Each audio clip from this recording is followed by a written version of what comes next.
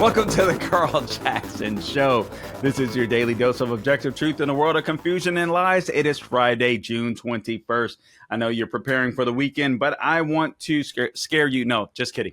I do want to talk to you about illegal immigration, and this is a big topic, and it's going to remain a big topic. And I think this is the number one topic the number one topic, the borders and the economy. Crime, I think, are going to be the major topics going forward. I don't think that Biden is going to be able to run away from these things, obviously, in part because the borders remain open. I don't believe the economy is going to get better anytime soon. E.J. Antoni from the Heritage Foundation, The Economist, had an article out today talking about how the job numbers are worse that are being reported. But I really want to get to this issue and speak to it just bluntly when it comes to the issue of illegal immigration and the crime that we've been seeing. Guys, I know you know the story. I know you've heard the story. I know you've probably read the story yourself, but I'm going to compile on that story. First off, Rachel Moran, you guys know that. Rachel Moran, just to remind you, she was brutally murdered, mother of five. And again, just to give you the synopsis. So Rachel Moran, a mother of five, brutally murdered earlier this week by an illegal alien. Just insane. So on August 5th, 2023, Rachel Moran was last seen headed out for a walk at the Massachusetts and Pennsylvania Heritage Trail in Bel Air, Maryland. I'm assuming that's what it stands for, MANPA, in Hartford County. When Moran didn't return home, her boyfriend, Richard Tobin, reported her missing. The following day, her body was found on the side of the trail. Now, again, I know you guys know this story, but I'm going to ask you guys a question. What is it going to take for this nonsense to stop? This last story I'm going to share with you shortly about this young lady, Jocelyn Nunguri, is just heart-wrenching. Laken Riley, ironically, the same type of situation, right? University of Georgia, beautiful young lady, nursing student, out for a jog, illegal alien attacks her and beats her to a pulp. Now, this isn't going to end. And I'm just wondering what it's going to take for society to say, you know what, we've had enough. Michael Savage would always say borders, language, culture. I'm not even sure if he's still on air. I haven't listened to him quite some time, but I used to enjoy listening to him back in the day, and he made a brilliant point. He had that phrase, borders, language, culture, and he was absolutely right. And without borders, you don't have a nation. Without a shared language, you know what I mean? You don't have this sense of unity, and it disrupts the entire culture. So borders, language, culture. Borders, unified language, one language. It unifies us all. We don't necessarily have that. You have this open border crisis, and it isn't even a crisis. We all know that it's intentional with Joseph R. Biden, where he is letting people in, and his administration are letting illegals in. One, because they feel like it's moral, and two, obviously, it's because they want to retain power and they want a perpetual underclass. And they're willing to take the hits in order to remain in power. And when I say take the hits, that means Jocelyn Nunguri. That means Laken Riley. That means Rachel Moran. That means your wife. That means your sister. That means your mother. Because what they're letting into this country, many of them are criminal aliens, and we have no way to decipher who. We sit here. We don't know how to vet these people. If they're coming in just like this, we don't know how to vet them. And obviously, they're not coming in to be law-abiding citizens. So what is it going to take? Is it going to take your daughter being raped and murdered, your wife, your girlfriend being raped and murdered? I hate to speak in such stark terms, but I'm sitting here thinking, when is enough going to be enough? This is insane. So you had Rachel Moran. It seems like this stuff is just happening. I don't know. It almost feels weekly. It feels weekly. So Rachel Moran was murdered by a 23-year-old illegal alien from El Salvador with ties to the MS-13 gang. And then you have this story of this young girl, and I read through the story today, and it's just heart-wrenching. All right, so the DHS had apparently, the Department of Homeland Security, Alejandro Mayorkas, we have nothing to worry about, right? He says we have nothing to worry about. 12-year-old girl. 12-year-old girl. I'm looking at a picture of her on Breitbart. I'm looking at a picture of the illegal aliens. Frankly, I don't even know why they're alive. But we have a picture of these so-called men. So a pair of illegal aliens that are now accused of murdering 12-year-old Jocelyn Nungary of Houston, Texas. They were released into the United States by Biden's Department of Homeland Security after they crossed the southern border, according to reports. Venezuelan nationals, the Venezuelan nationals' names, 22-year-old Johan Jose Martinez Rangel and 26-year-old Franklin Pina were arrested and charged by the Houston Police Department with murdering Jocelyn Nungary in the early morning of June 17th. I wonder who they've done this to before, because you can't assume that if a person is willing to take a life like that, I can't assume that it's the first time, that it's the first go round.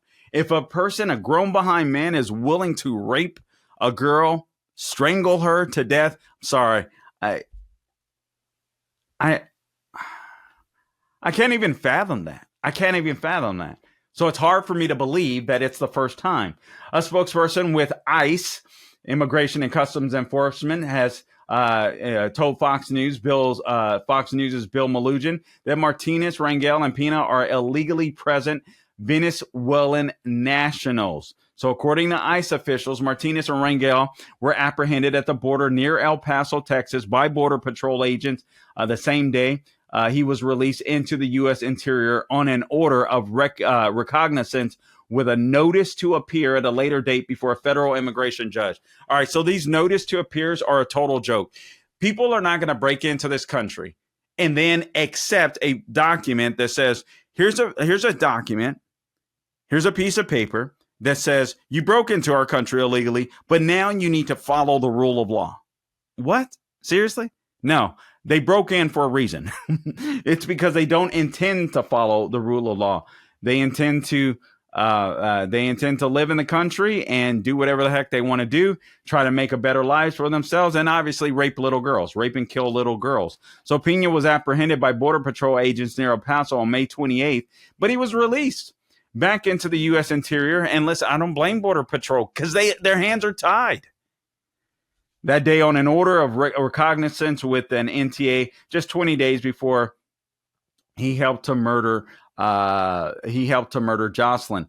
Martinez and Rangel and Pina are among 7.4 million illegals who are known to be living in communities across America after being released from DHS custody while awaiting their deportation hearings. Now, again, these are the people that have. These are not the people that have come through or maybe these are the people that have come through the ports of entry. I'm sorry. But consider the people, the gotaways, and the people that have not come through the ports of entry. These guys happen to. Police said Jocelyn, Martinez, Rangel, and Pina ended up at a nearby bridge after leaving a 7-Eleven store. Now, it's reported that Jocelyn apparently was meeting her boyfriend. So it says here, on the night of June 16th, Jocelyn snuck out of her apartment building after her mother went to sleep. Her mother's got to be devastated. I can't even imagine. So Jocelyn's boyfriend, why you have a boyfriend at 12, I have no idea. But Jocelyn's boyfriend is reportedly the last person to have spoken to the girl. This was shortly after midnight. Jocelyn was then seen on surveillance cameras at a 7-Eleven convenience store alongside Martinez, Rangel, and Pina. So I don't know if she went to that store to meet up with her boyfriend or, and then met them, or they met her and, tried to mac, who knows? But police said, or maybe they threatened her. I don't know. I don't know. For all I know, they could have been holding a knife towards, who knows? Police said Jocelyn Martinez Rangel and Pena ended up at a nearby bridge after leaving the 7-Eleven store. I'd like to know if that was coerced. Not that it matters, but I'd like to know. Police allege that sometime between 1 a.m. and 2 a.m., Martinez Rangel and Pena, they strangled Jocelyn to death and left her body in a creek at the bridge. Jocelyn's body was found in the creek later that day. I heard audio of Tom Homan. I should have found it. Tom Homan, that used to be head of ICE, if I'm not mistaken. And what he said was exactly what I was thinking. Imagine the last minute or two, or even the last 30 seconds of this girl's life. What type of torture she went through. Being violated by two grown behind men. Dirty, filthy, in a freaking creek. And then being strangled to death. Strangled to death. Again, I don't even know why these fools are alive. I don't even know why we waste our freaking time with these guys. In this case, the defendants lured a 12-year-old under a bridge. They took her pants off, tied her up, killed her, threw her body into the bayou. Martinez, Rangel, and Pena remain in Harris County Jail, while prosecutors request bail of $1 million for each. ICE agents have placed a detainer on both illegal aliens, requesting custody of them should they get released from jail at any time. Okay. There's a video clip that I want to show you. Video clip number 1, por favor, Gabe. Apparently, this is one of the rapists trying to flee the police. If we could go ahead and show that, por favor, Gabe.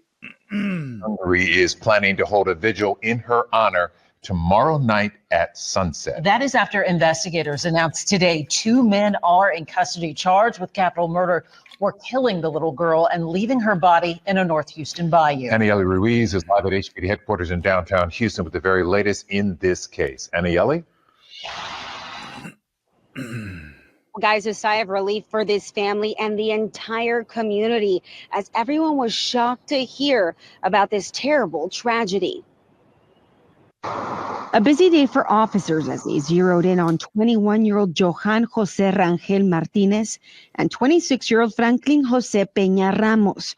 Both men now charged with capital murder in the death of 12-year-old Jocelyn Nungaray. Como las 4 a 5 de la mañana. Escobar, who lives near them, says she heard the loudspeaker at around 4 this morning. She said the loudspeaker in Spanish asked those in the apartment to exit because they had an arrest warrant.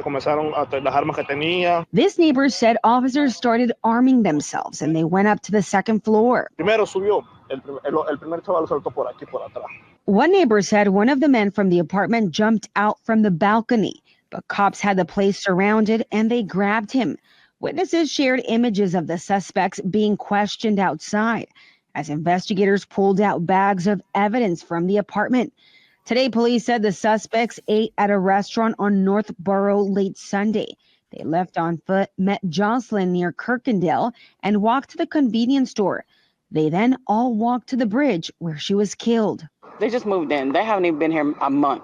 Neighbors say they didn't really know the 2 men because they hadn't lived here for long. But one thing they all noticed, the men would sit on the balcony and they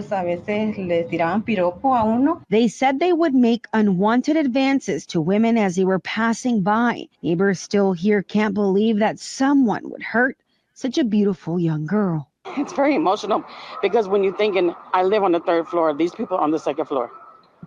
You know, and it's just like, I don't even, there's no emotions here. Listening to the folks that live there. Aniele, have investigators said how they tracked these men down? Well, investigators, they're still digging, and they were able to backtrack from where the body was found and follow the surveillance video several steps behind. But now the biggest question for them and for a lot of people is whether Jocelyn knew these suspects or if this was just a brief encounter. Now, of course, a lot of questions still unanswered, but we hope to learn more also as these suspects attend court. Reporting live, Aniele Ruiz, KHOU 11 News. And we'll be sure to share those details when they make those appearances. Aniele Ruiz tonight, thank you. Okay, so again, this is just going to This is just going to get worse. Let me just tap into this column here. This from Breitbart. This is a big issue, and it's not going away, and it's only going to get worse. You can't bring a bunch of people into the country that don't respect our laws and expect them to follow the rules of law. And keep this in mind too. A lot of people don't think about this, but remember, a lot of these fools coming in from different countries, the countries that they come from, their police might be corrupt. This is stuff that they might be able to get away with. I don't know if that's necessarily the case in Venezuela, but I'm saying we know that happens in other countries that are not the United States of America, right? We know that happens in Mexico. We know it's prevalent there, where you can bribe cops, so on, etc. Who's to say it's not the same in Venezuela? Who's to say it's not the same in El Salvador as it relates to the illegal that murdered Rachel Marin?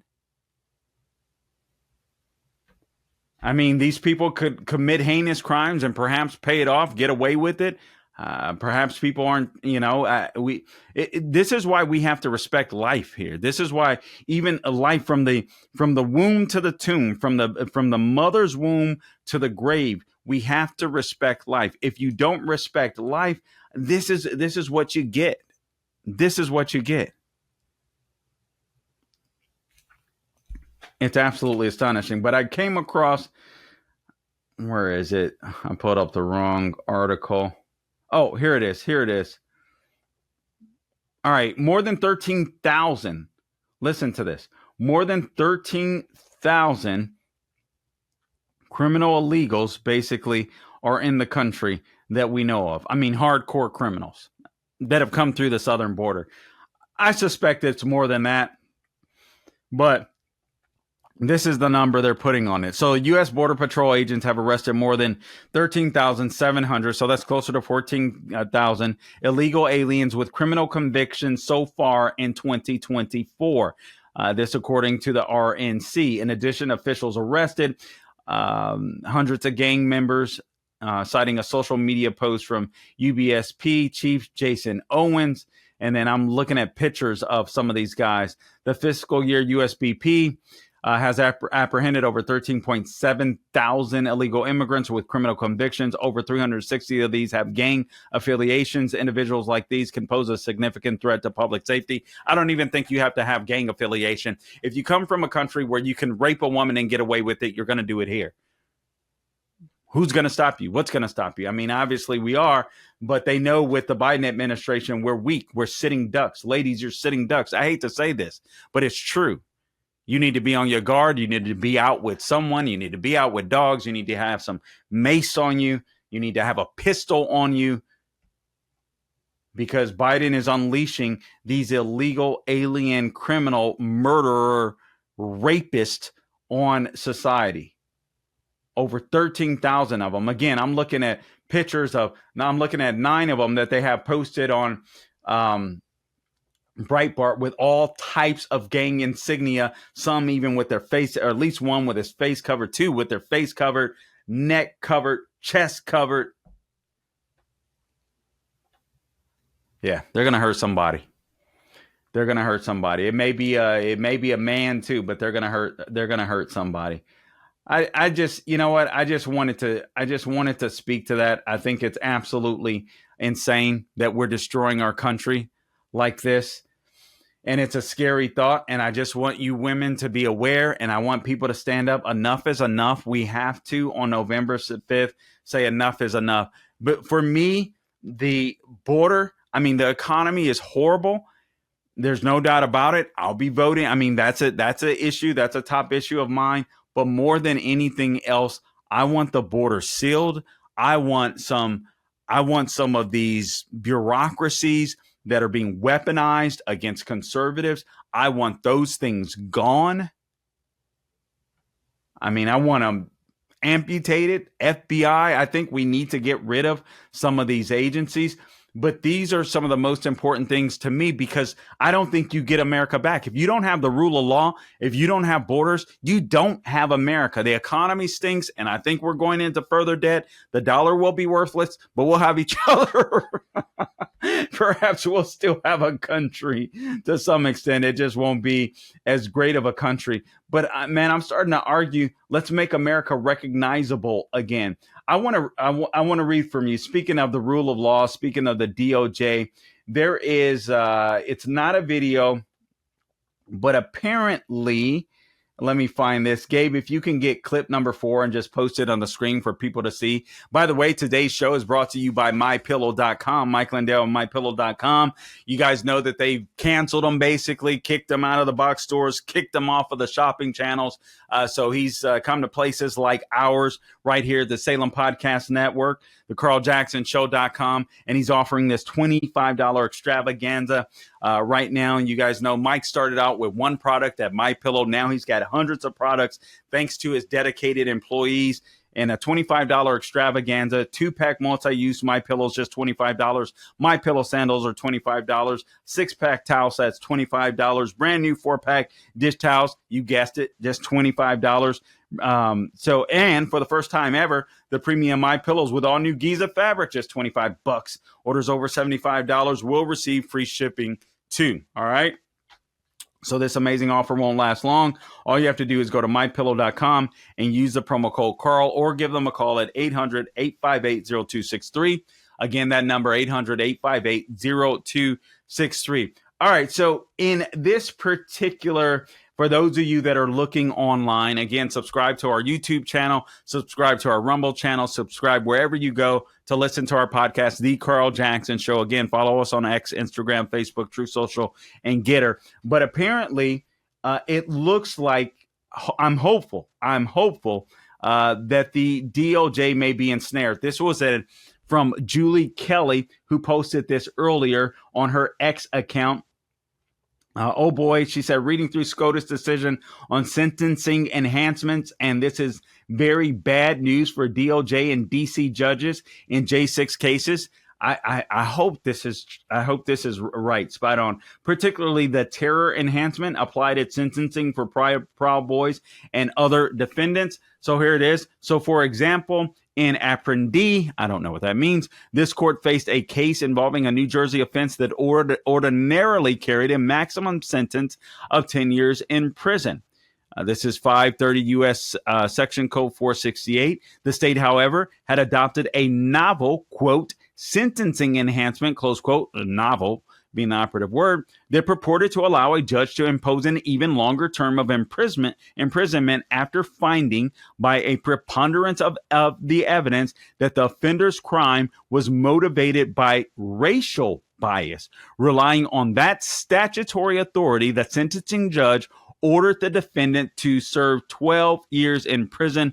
This court found the sentence unconstitutional and did so for a by now familiar reason. Only a jury may find facts that increase the prescribed range of penalties to which a criminal defendant is exposed. Now, that sounds great, but if your jury is in Washington, D.C., I'm not sure how great that is. But in general, that would be great. That would be great. Julie Kelly is on it. All right. So thank God for her reporting on that particular issue. Oh, another thing, we don't have time to play the video, but I do want to speak to it real quick. Maybe you can just put the picture up in the background, Gabe. I think I mentioned this, but I want to mention this again. Senior Vice President at Disney. This is clip number 6. Senior Vice President at Disney. There's no way we're hiring a white male. I mentioned this earlier in an earlier podcast, but I just hope you don't have to put it up, Gabe. I'm just hoping that there's evidence for this. There's no doubt that Disney has gone woke. I used to love Disney. I mean, it is such a, there's no place like it. There really is. There's no place like it. The magic, as they say, that they were able to create in Disney was just special. But now knowing that there are so many people that work behind the scenes that are just, I heard my buddies talking about it earlier. I think 30% of the writers that write many of the things for Disney nowadays are gay, or they're into this trans movement. So they're writing so many things that don't reflect most of society. They exist in a bubble. And that's why so much of the stuff that you see in regards to Disney, children's stuff is just so sexualized. It's absolutely insane. But anyway, this whistleblower not a whistleblower, but James O'Keefe apparently got the senior vice president at Disney saying there's no way we're hiring a white male. And so he's saying stop funding companies that hate you. Boycott Disney. All right. So basically, they're not hiring white males in executive positions. They're being cut out. So if there's evidence that you've been discriminated against because you're white, that is racism. That is wrong. That is illegal. Sue the pants off of Disney. I hate to. I don't want to see this company go down, but it's not the company that it was. This was a company where you used to feel safe taking your little boys, taking your little girls. Now you have to wonder, they're so powerful, how they're brainwashing them. So you know what? If you've been affected by it, sue the pants off of them. That's why I say. Let's play this last video clip. This is New York Mayor Eric Adams. He's always great for commentary. He says, we got all of this chocolate running New York City. Why is everything about race with these people? Oh, no, that's the question someone is asking. All right, let's see what he has to say. Mayor of New York City, Eric Adams. Video clip number 7, por favor, Gabe. And not only that, what do? First woman of color to be the commissioner. First Spanish speaking to be the commissioner in the police department. First Trinidadian to be a deputy mayor. First Dominican to be a deputy mayor. First African American to be the first deputy mayor. Second African American to be the chief of staff. Why? The first one was by David Dinkins. When you look at our administration, first Indian American to be a deputy mayor, first Filipino American to be a deputy mayor, first Korean American to head small business services. You look at our administration and you will see for yourself, we got all of this chocolate running the city.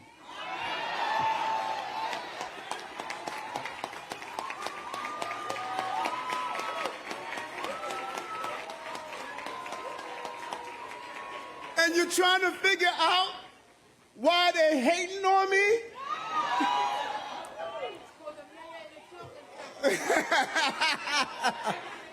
Listen, wow. I came into office, we were spending pennies in women and black-owned businesses. We're now spending billions of dollars. Okay. All right. So the reason why people are hating on Mayor Eric Adams, even though they hated on Mayor de Blasio before him even more, but they're hating on him because he's black. They're hating on him because he has lots of minorities in his administration.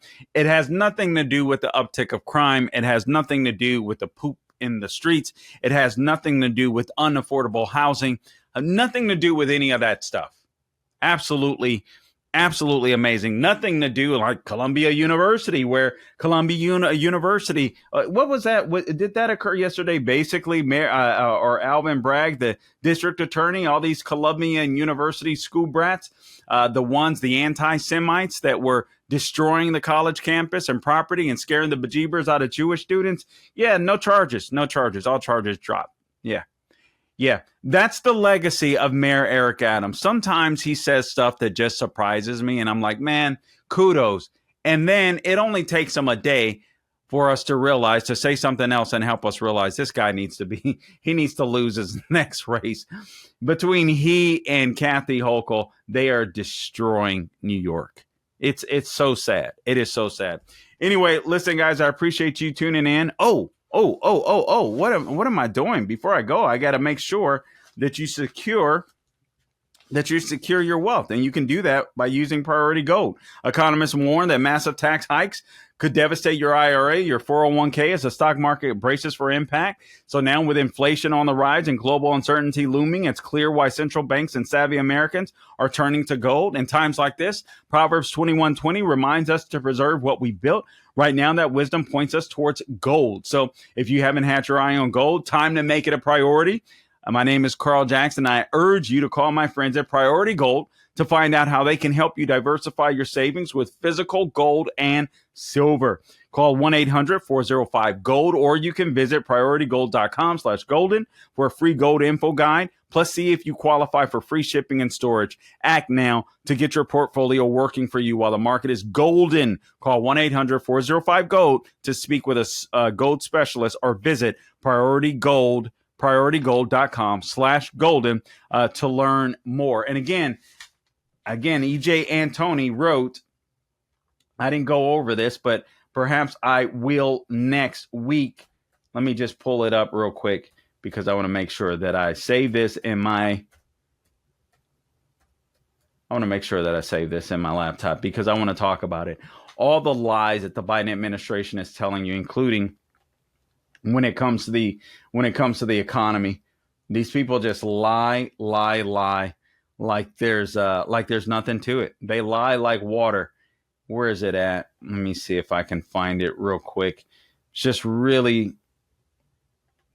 amazing. They manipulate numbers. Why we're adding far fewer jobs than the White House claims, by EJ Antoni of the Daily Signal. Again, that's the Heritage Foundation. That's where they write some of their columns. But he says most Americans are so dissatisfied with the economy that they think the nation is already in recession, yet the Biden administration cites robust job growth as proof the economy is in great shape. But there's new data from the Federal Reserve Bank of Philadelphia that throws cold water on that claim. It shows recent job growth has been 80% less than previously estimated. Priority Gold, make sure you don't lose any more of your wealth. Each month, the Bureau of Labor Statistics produces an estimate for the number of payrolls that businesses added or subtracted on net balance. According to those reports, annualized job growth in the last quarter of 2023 was a healthy 1.6%. But that's likely way off, he writes. The Philadelphia Fed takes the data from BLS and compares them with a much more comprehensive estimate of the labor market each quarter that allows for better estimates of job growth that can be gleaned from the monthly BLS report. So instead of the 1.6% growth rate previously estimated, which would not be great, all right, the analysis from the Philadelphia Fed showed an anemic 0.3% annualized rate. The difference of just 1.3 percentage points may not sound like much, but it's a significant gap in a country of more than 330 million people and more than 150 million jobs on business payrolls. This amounts to more than 500,000 jobs. So they're just lying to you about job creation. Unbelievable, guys. We can turn this thing around. We can at least stop the bleeding. We can make America recognizable again. All right, so let's do that in November. I'll talk to you about the debates when we return next week. Debates, more polling, I'm sure. What Trump needs to do, in my opinion, to win. I talked about it in an earlier debate. We'll get into more details and specificity. Until next time, guys, I appreciate you tuning in to the Carl Jackson Show. Again, don't forget to subscribe wherever you go to get your podcast: Apple, Google, Spotify, YouTube, and Rumble. Por favor. Certainly appreciate that. All things social media at The Carl Jackson Show. Don't forget to check out the t-shirts, carljacksonmerch.itemorder.com, carljacksonmerch.itemorder.com. And finally, Don't Grow Weary, Doing Good t-shirts. We got 2 different colors that I absolutely love coming for you. Non-binary t-shirt. Love guns, hate tyranny. I may spruce up another one of that shirt. I really love the style, but may spruce it up a little bit. But love guns, hate tyranny. Skin ain't sin. Love that t-shirt. Also the Promise t-shirt. You can wear that all year long, but it is Pride Month, so good time to wear it this month. carljacksonmerch.itemorder.com. All right, guys, until next time, don't grow weary, doing good. God bless you.